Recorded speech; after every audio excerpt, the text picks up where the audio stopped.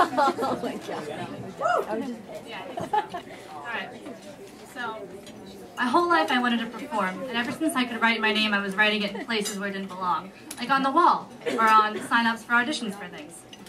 When I was 12, though, I had my first audition where, like, you could get in or not get in. I auditioned for the middle school musical, which was called A Monster Ate My Homework.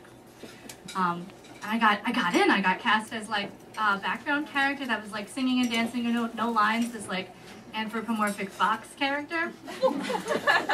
And I was, like, super jazzed to be in the musical. But since I had no lines, they said I could really create my own character. And I was like, what do you mean? And the director said, well, do you want to be like a sly fox? Or do you want to be like a sexy fox? And I was like, yes. I was 12. So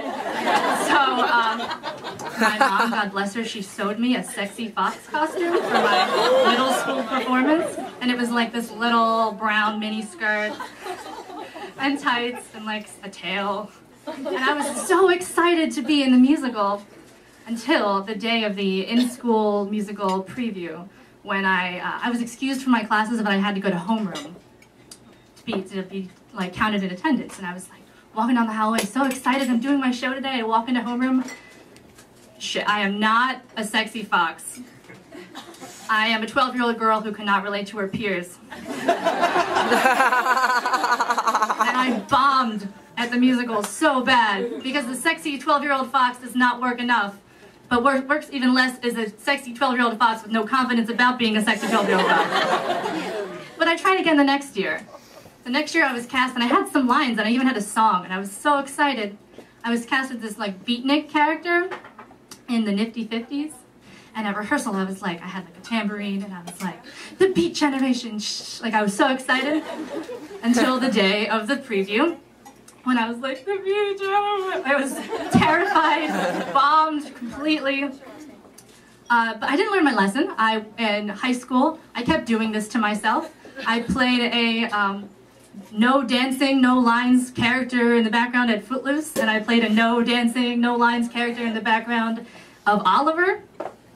In college, I subjected my friends and peers to a series of very uncomfortable open mic nights where I bombed. But thankfully, after college, there was not really a lot of outlet for my like lack of talent.